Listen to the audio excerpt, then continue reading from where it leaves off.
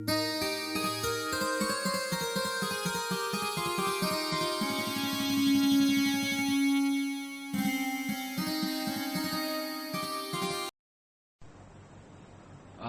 समाज प्रिय सज्जनों तथा देवियों, सदगुरु कबीर का बीजक ग्रंथ उनका प्रामाणिक ग्रंथ है और भी उनकी बहुत सी वाणियां हैं। गुरु ग्रंथ साहिब में उनकी बहुत वाणियां संकलित हैं। कबीर ग्रंथावली नाम से कई ग्रंथ हैं और कबीर शब्द सागर, कबीर की साखियां, ये अलग अलग और बहुत हैं और बीजक के ही पुट उन सब में मिलते हैं। बीजक उनका मुख्य ग्रंथ है। बीजक में 11 प्रकरण, अंतिम प्रकरण साखी प्रकरण। उस साखी की शुरुआत से मैं कुछ साखियों को आज लूंगा। उन्होंने पहली साखी कही है, जहिया जन्म मुक्ता हता तहिया हता न कोय, छठी तुम्हारी हों जगह तू कहां चला बिगोय। जब जीव स्वतंत्र जन्म में था तब कोई बंधन नहीं था। तेरे को छठे में अहंकार जगा और अपने को खो करके कहां जा रहा है। जब ये स्वतंत्र जन्म में था तो यहां था से अभिप्राय होना भी वर्तमान का भी है। जब जब जीव मानव शरीर में आता है तब तब यह मोक्ष धाम में आता है, स्वतंत्र जन्म में आता है। लेकिन ये छठी में भूल जाता है। छठी है मन। 5 ज्ञानेंद्रियां, इनसे हम पांचों विषयों को जानते और ग्रहण करते। आंख से रूप को, कान से शब्द को, नाक से गंध को, जीभ से रस को, चाम से स्पर्श को जानते हैं और उन्हें ग्रहण करते हैं। और इन पांचों विषयों के संस्कार जहां इकट्ठे होते हैं, सारे संस्कारों का समवेत रूप जहां संग्रहित होता है, उसको कहते हैं का समवेत रूप जहां संग्रहित होता है, उसको कहते हैं मन। ये छठा। इसीलिए बौद्धों ने षडायतन कहा है। 6 आयतन, 5 ज्ञानेंद्रिय, छठा मन। बौद्धों के अतिरिक्त लोग 5 ज्ञानेंद्रिय कहते और 5 के अलावा मन कहते। कबीर साहब ने बीजक में 6 शब्द कह करके मन को अनेक बार कहा है। मन में हमें अहंकार जग जाता है, इसलिए हम भटक जाते हैं। इस साखी का अभिप्राय है कि आज आप मानव शरीर में आए हैं तो मुक्ति के धाम में आए हैं, लेकिन मन के अहंकार में भटक जाते हैं। मन से मान करके सारी चीजों को समझ लेते हैं मेरी है। तो इस साखी में 2 बातें मुख्य हैं। मानव जीवन की स्वतंत्रता, इसका मोक्ष धाम होना, और दूसरी बात मन में भटक जाना। सारा गुड़ इकट्ठा किए और उसमें गोबर डाल दिए, बेकार हो गया। तो उत्तम मानव जीवन तो मिला, स्वतंत्र मानव जीवन मिला, लेकिन अहंकार हो गया। नौमन दूध बटोर के टिपके किया विनाश, दूध फाट कांजी भया हुआ घृत का नाश। नौमन दूध इकट्ठा किया गया और उसमें टिपका, थोड़ा कसैला बूंद डाल दिया गया, सब नष्ट हो गया। 9 मन क्यों कहा गया, 10 मन क्यों नहीं कहा गया? 1 से 9 तक संख्याएं हैं, फिर 10वें में बिंदु है, वही लौट लौट करके संख्या बढ़ाता रहता है, तो 9 की संख्या होती है। इसीलिए कहावत है, ना 9 मन तेल इकट्ठा होगा ना राधा नाचेंगे। तो 9 मन कहा जाता है। तो दूध बहुत इकट्ठा हुआ और थोड़ा सा कसैला डाल दिया गया तो बेकार। ये मानव जीवन बहुत बढ़िया चांस है, लेकिन अहंकार में पड़ करके इसको हम खो देते। मानव और मानव के अलावा प्राणियों के शरीरों में जो अंतर है वो क्या है? इंद्रिय प्रधान अन्य प्राणी हैं, मन प्रधान मनुष्य। इसका भेद थोड़ा समझें। गधे और खच्चर के समान इंसान बोझा नहीं ढो सकता, चींटी के समान दूर से सूंघ नहीं सकता, गीध के समान दूर से देख नहीं सकता, घोड़े और नीलगाय के समान दौड़ नहीं सकता, मछली के समान भारी भरकम नहीं हो सकता। प्राणी जितने हैं दुनिया में मछली सबसे बड़ी जानवर है, और पक्षी के समान उड़ नहीं सकता। अन्य प्राणी इंद्रिय प्रधान है, उनकी इंद्रियां बड़ी तेज होती है, प्रबल होती है। आदमी मन प्रधान है, आदमी देह और इंद्रियों से बहुत कमजोर है। एक पशु का बच्चा पैदा होने के बाद भी तैर जाता है, आदमी तैरना न सीखे तो कभी नहीं तैर पाता। मधुमक्खियां कितना बढ़िया मधुरस इकट्ठा करती, हम लोग नहीं बना सकते। बया पक्षी कितना सुंदर घोंसला बनाता है, हम लोग ऐसा नहीं बना सकते। कितने प्राणियों में जो प्राकृतिक गुण है वो मनुष्य में नहीं, लेकिन मनुष्य में वह गुण है जो कहीं नहीं, वो मन प्रधान है। मननाद मनुष्य, मनन करने के कारण से प्राणी मनुष्य कहलाता है। अन्य प्राणी मनन नहीं करते, मन तो है उनके पास लेकिन मनन नहीं। पक्षी अपने घोंसले में शाम को आ जाता है, पशु अपने खूंटे पर खड़ा हो जाता है आकर के, चींटियां अपने बिल में आ जाती। तो मन तो है सबके पास लेकिन विकसित मन नहीं है। विकसित मन केवल मनुष्य के पास है, और उसके पास दूसरी क्षमता है वाणी की। वाणी की क्षमता अन्य में नहीं है। ची पो बो इतना ही अन्य जानवर करते हैं बस। वर्णात्मक शब्दों को ग्रहण करने और व्यक्त करने की शक्ति केवल मानव में है। मन की शक्ति और वाणी की शक्ति, ये दो महान शक्तियां मानव में है। इसीलिए साहब ने बीजक में जो प्रथम प्रकरण रमैनी कही है, उसका उनका पहला वाक्य अंतर ज्योति शब्द एक नारी हरि ब्रह्मा ताके त्रिपुरारी। तो अंतर ज्योति शब्द एक नारी, अंतर ज्योति ज्ञान ज्योति, अंतर ज्योति उपनिषद में भी कहा गया है। तो अंतर ज्योति ज्ञान ज्योति आत्मा है। शब्द और नारी ये दो शक्तियां हैं, शब्द शक्ति और नारी शक्ति। नारी नाम कल्पना शक्ति, मन की शक्ति। तो मन की शक्ति मनुष्य के पास और वाणी की शक्ति, ये दो शक्तियां महान हैं, वरदान स्वरूप हैं। और इनको ठीक से समझ ले और इनका संयम कर ले तो आदमी कृतार्थ हो जाए, मुक्त हो जाए। मोक्ष, परमानंद, कृतकृतता, अनेक शब्दों में जिसको कहते हैं वो हो जाए। और ऐसा न करने से आदमी सबसे गबीता है। कुत्ता, बिल्ली, सूअर, गधे, कुत्ते, सब जानवर से आदमी खराब है, क्योंकि इसका मन और इसकी वाणी बहुत विकसित है और संयम नहीं हुआ, इसलिए ले करके इसे रगड़ते हैं।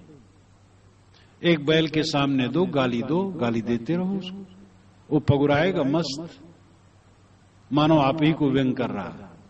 लेकिन आपको कोई कह दे हाँ अच्छे तो हैं, इतने में आपको चोट लग जाएगी। माने अच्छे तो हैं लेकिन खराब भी। अब मार दुखी हो गए। साहब ने एक साकी में कहा, जहां बोल तहां अक्षर आया, जहां अक्षर तहां मन ही दृढ़ आया। बोल बोल एक हो जाई, जिन्हें लिखा सो बिरला हुई। जहां बोले तहां अक्षर आया, बोलते ही अक्षर आता है।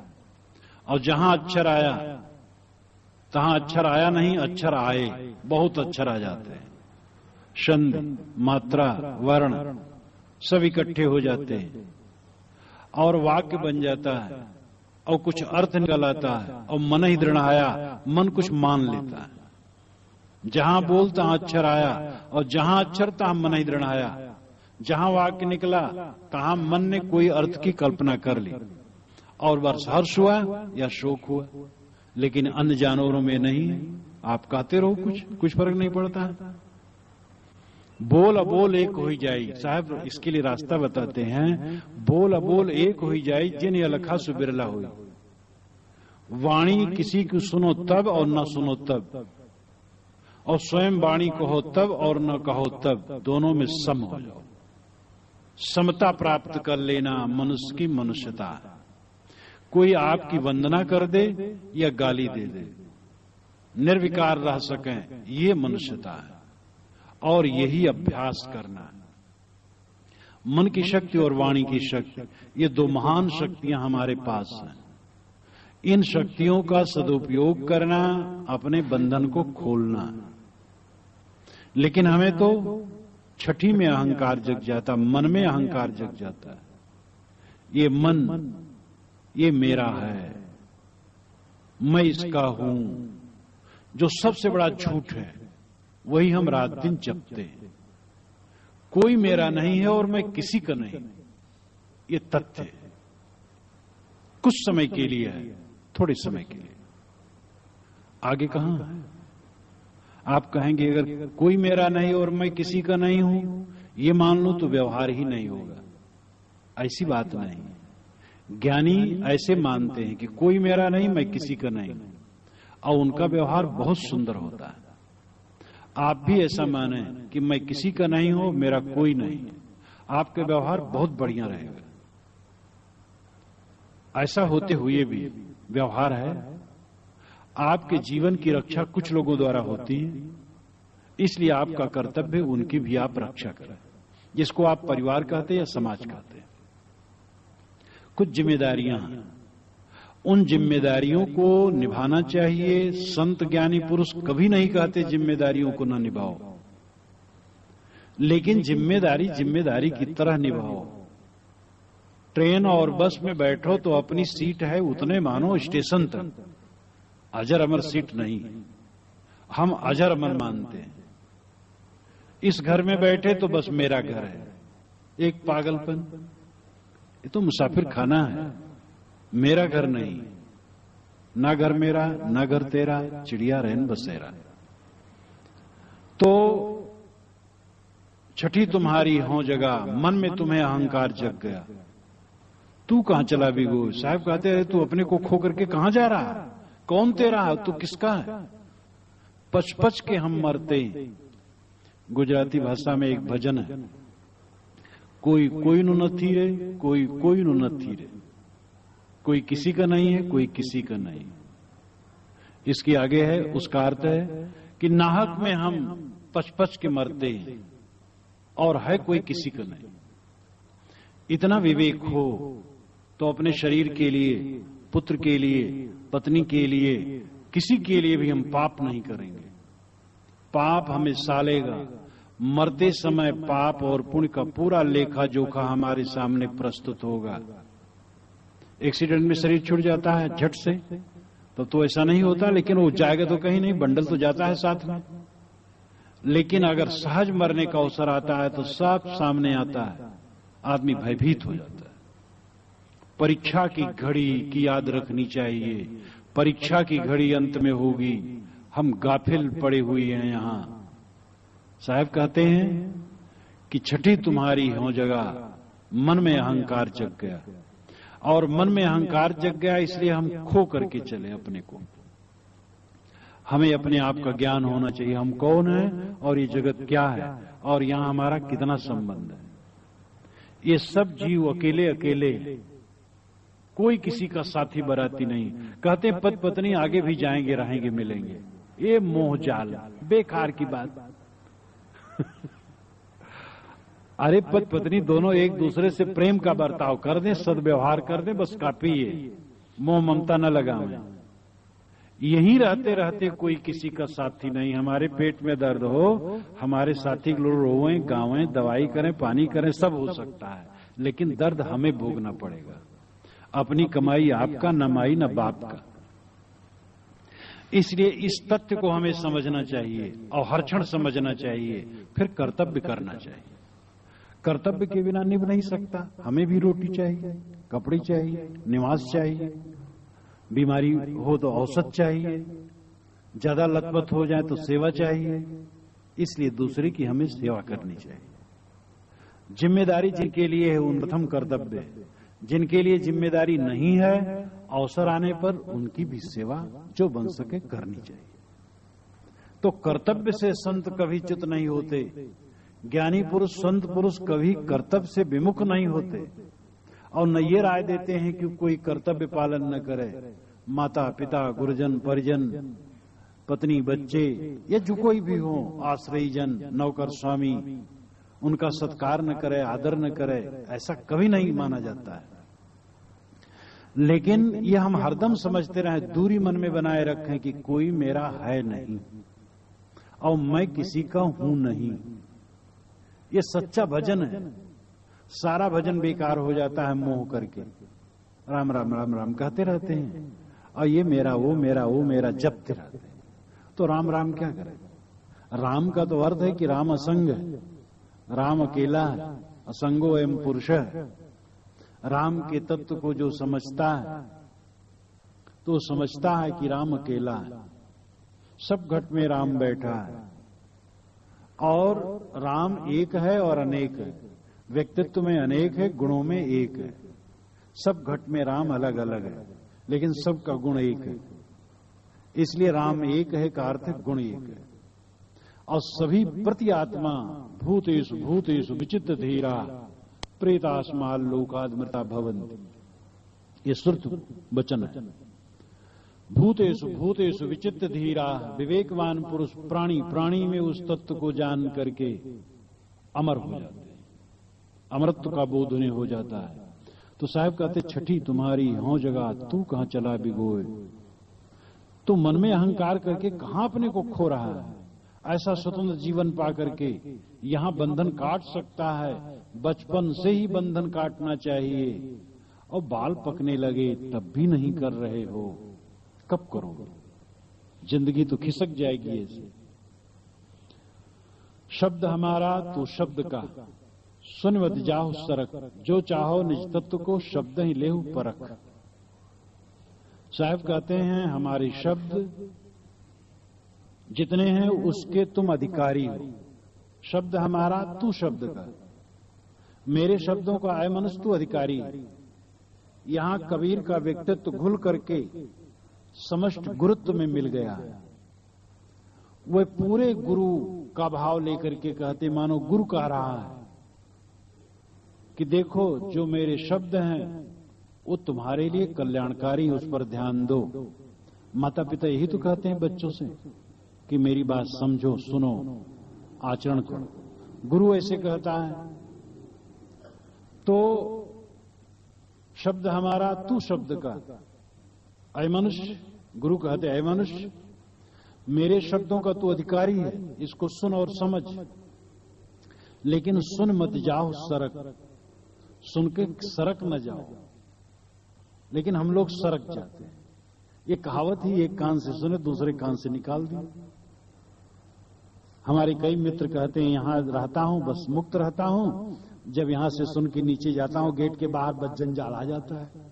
वो सारा जंजाल वहीं अशोक के नीचे रख देते हैं और जब गेट से निकलते हैं बस सब जंजाल ले लेते हैं। तो साहब कहते सुन मत जाओ सरक। कहा जाता है कि एक सेठ जी थे, वे सत्संग में जाते थे। तो एक दिन कोई उनसे मिलने आया। उनका लड़का घर पर था। कहा कि पिताजी गए सत्संग में। कहे भाई बुला दो, बहुत जरूरी बात है। लड़का गया बुलाने। सेठ के कान में कहा, सेठ उठ खड़े हुए। वहां की बात, वातावरण बच्चे को अच्छा लगा, कभी गया नहीं था सत्संग में, वो बैठ गया। पिता ने कहा उठो, चलो तुम बैठ क्यों गए? कहे कि पिताजी बड़ा अच्छा लग रहा, थोड़ा मैं कुछ सुन लूं। कहने उठो। तो संत ने कहा भाई क्यों, तुम रोज आते हो, एक दिन आया थोड़ा बैठा रहने दो। अरे कहे महाराज देखिए मेरे ऊपर तो पलस्तर है, उसमें कुछ बेधने वाला नहीं। ये बच्चा कोमल है, साफ हृदय है, इसको कहीं लग जाए, आपके साथ हो जाए तो ठीक नहीं। उन्होंने कहा अच्छा ऐसे तुम श्रोता हो। तो आदमी जितना समय उसका बीतता है वो पलस्तर मन होता चला जाता है, रंग पर रंग चढ़ते चले जाते हैं मोह माया का। और इसलिए इतना रंग चढ़ जाता है कि ज्ञान का रंग आगे चढ़ता नहीं। तो जब वो घर पर आया लड़का, वो ज्ञान की बात कुछ 2-4 बातें सुन ली थी उसने। एक दिन एक गाय, अन्न की ढेरी लगी थी दरवाजे पर, वो गाय आकर के खाने लगी। लड़के ने कहा मैं सुना था सत्संग में दया करना चाहिए, गाय है 2-4 ग्रास खा ले, तब हाँ को क्या हाल है। सेठ आया, गाली दिया लड़के को, डंडे से गाय को मारा खदेड़ा, कहा तू बेवकूफ, गाय खा रही है अन्न को तो देखता नहीं है। कहे पिताजी आप क्या सत्संग सुनते हैं, मैं तो एक दिन सुना और मैं सोचा गाय है 2 ग्रास खा ले तब हाँ को। उसने कहा तेरे समान मैं सत्संग सुनता तो प्रीतम नगर में रह न पाता, उजड़ गया होता। मैं तो सुनता हूं पल्लड़ झाड़, सत्संग सुनता हूं पल्लड़ झाड़, जब उठता हूं ही झाड़ देता हूं कपड़ा, बस वहीं सब रह जाता है। तो साहब कहते सुन मत जाओ सरक, सुन करके सरक मत जाओ, सुनो मनन श्रवण मनन ध्यान साक्षात्कार, ये 4 क्रम बताया गया। पहले सुनना चाहिए, फिर उस पर गहराई से सोचना चाहिए, श्रवण मनन। निधिध्यासन का मतलब है अपने में खूब अध्यस्त कर लेना, खूब उसका एकदम बिल्कुल हृदय में बस जाए, तब साक्षात्कार होता है, तब तत्वबोध होता है, तब आदमी को निस्वरूप में आत्मा में स्थित होती है। तो साहब कहते सुन मत जाओ सरक, सुन करके सरक मत जाओ। और अगर हम सुन के सरक जाते हैं तो सुनते रहे, बहुत दिन बीत जाए। कहा भी सुनब समझब भले संस्कार नहीं चार, प्रेम मान के मोह बस गए अहम को भार।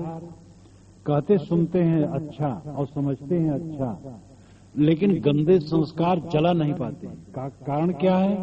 अहंकार में भरे हुए हैं। लोगों से प्रेम और मान की इच्छा है कि हमें लोग सत्संगी समझें, इसलिए सत्संग में बैठते हैं। तो ऐसे लोगों का सुधार असंभव है। एकदम दोषी आदमी सुधर जाता है चांस आने पर, लेकिन जो सत्संगी है और कुटिल है वो नहीं सुधरता, क्योंकि वो ऊपर से सत्संगी है और एकदम गलत है वो जहां प्रकाश पाया जग जाए। और जो जानबूझ करके वैसा है बड़ा मुश्किल है उसका सुधरना। इसलिए हमारा चित्त निर्मल होना चाहिए, बाल हृदय होना चाहिए। सनक सनंदन सनातन सनत कुमार ये चारों भाई 5 वर्ष की उम्र में रहते थे। तो इसका मतलब नहीं कि ये 5 वर्ष की अवस्था के शरीर में रहते थे। जैसे 5 वर्ष के बच्चे का हृदय सरल होता है वैसे ही सरल रहते। जितना हमारा हृदय सरल होगा, अवक्र चेत सह अवक्र चित्त, यानी वक्र नहीं, टेढ़ा नहीं, सरल सरल मन का होना चाहिए। और सरल मन से ही ज्ञान ग्रहण हो सकता है, भक्ति ग्रहण हो सकती है, कोई भी सद्गुण सरल मन से ग्रहण हो सकता है। तो सुन मत जाओ सरक, जो चाहो निज तत्व को शब्द ही ले परख। निज तत्व को चाहते हो तो शब्दों को परख लो। एक निज तत्व है, दूसरा पर तत्व है, 2 ही तत्व है, निज तत्व और पर तत्व। निज तत्व है आत्मा, पर तत्व है प्रकृति, जिसको माया और ब्रह्म, पुरुष और प्रकृति, जड़ और चेतन, अनेक शब्दों में आप कह सकते हैं। निज तत्व अपनी आत्मा है और पर तत्व ये प्रकृति माया है। हम पर तत्व में सदैव लोभित हैं। ये शरीर ही पर तत्व है। अभी हमारा शरीर छूटे तो इस शरीर से लेकर के पूरे संसार की पूर्ण विस्मृत हो जाएगी। इस विस्मृत को हमें रोज साधना चाहिए। गाढ़ी नींद में तो विस्मृत स्वाभाविक होती है, लेकिन ध्यान में इसी को साधा जाता है। ध्यान का अर्थ क्या है? सब भूल जाना। सब जिस समय हम सब भूल जाते हैं असली ध्यान है, तब स्वयं शेष चैतन्य मात्र रह जाता है। तो जो एक दिन होना है सब भूल जाना। जब आप सोने चले तो जरा इसका अभ्यास करें, नींद बहुत बढ़िया आएगी। समझे मानो खत्म हो गया, डरिए मत, समाप्त हो गया है समय, और सब भूल गया है। मर जाने के बाद सब भूल जाता है, सब भूल गया, और सब भूल जाओ। देखो कितनी बढ़िया नींद आएगी। अवधि है तो फिर जग जाओगी, घबराने की जरूरत नहीं। मरने का डर बहुत है। मैं रोज मरने का अभ्यास करता हूं, और अपनी तरुणाई से करता हूं, जब रेख आ रहे थे तब से करता हूं। और भी शरीर नहीं मरा, और मरना होगा तब मर जाएगा। मरना क्या, शरीर मरेगा, मैं थोड़े मरूंगा। मरना क्या करें, मेरी मरे बलाए।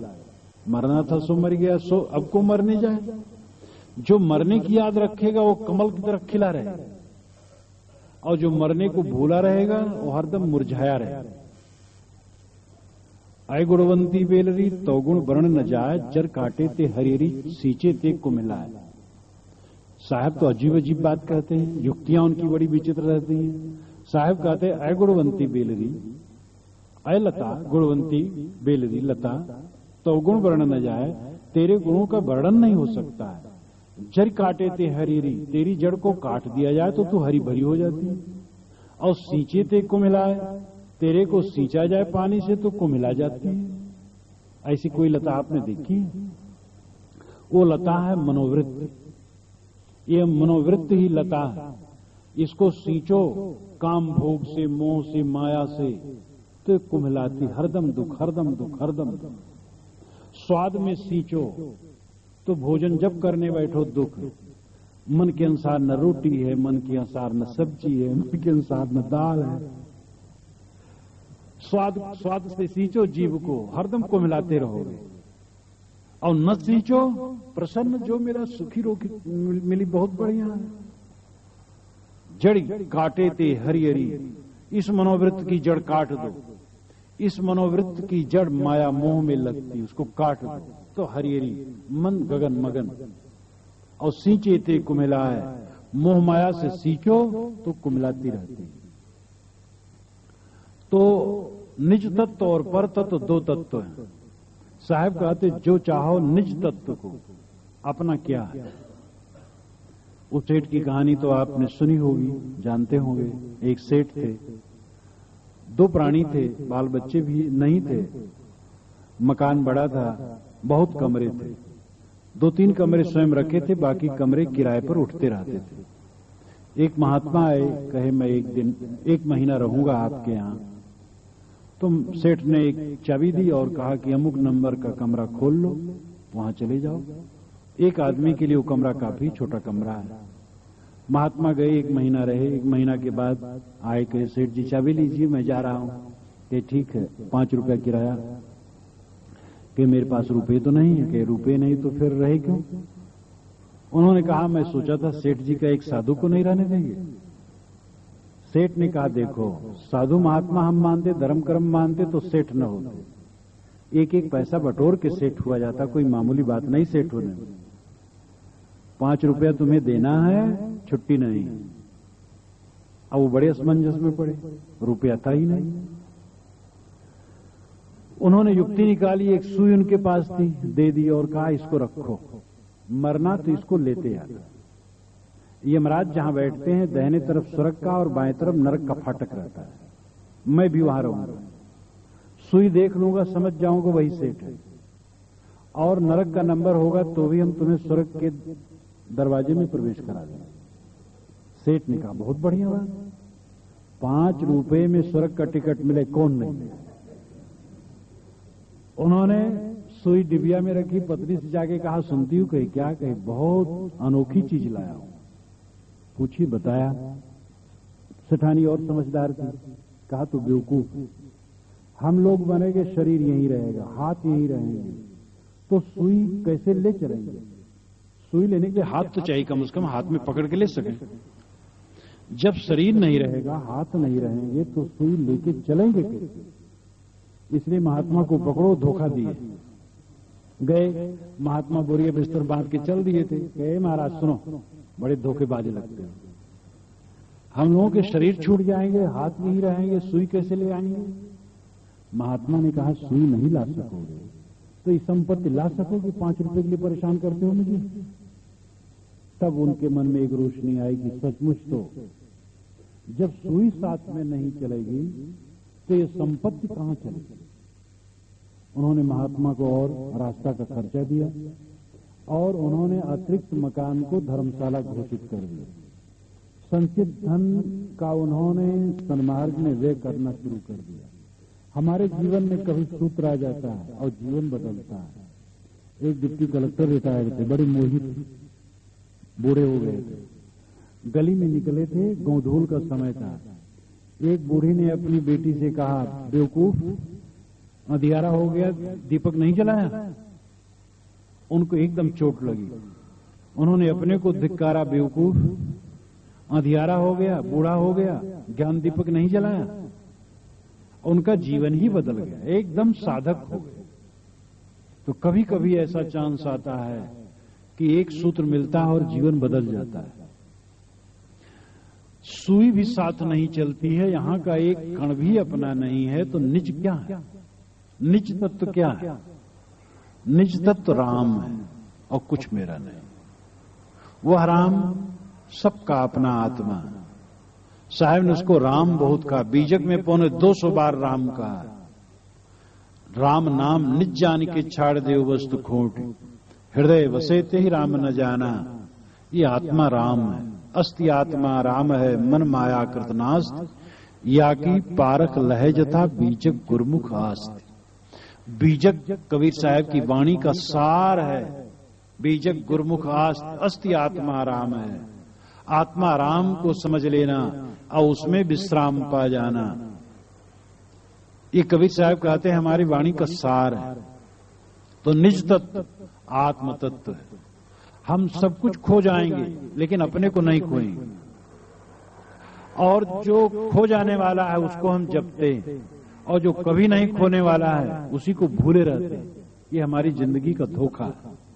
मैं अपनी आत्मा को छोड़ करके छोड़ नहीं सकते और बाहरी चीजों को ग्रहण करके भी ग्रहण किए रह नहीं सकते। तो फिर मेरा क्या है? मेरी अपनी आत्मा ही मेरा है और संसार की कोई वस्तु मेरी नहीं है। तो जो चाहो निज तत्व को, अगर निज तत्व को समझना चाहते हो, प्राप्त करना चाहते हो, निज तत्व में विश्राम चाहते हो, तो शब्द ही लेहु परख, शब्दों को परख लो। ये वाणी का विस्तार कबीर साहब ने सूप का और वेद के ऋषि ने चलनी का उदाहरण दिया। कबीर साहब ने कहा है, आपकी भाषा में वो बोलते हैं, साधु ऐसा चाहिए जैसा सूप सुभाए, सार सार को गह रहे थोथा दे उड़ाए। साधु ऐसा चाहिए जैसे सूप, धान कूट करके उसमें रखा, फटक दिया, भूसी उड़ गई, चावल रह गया।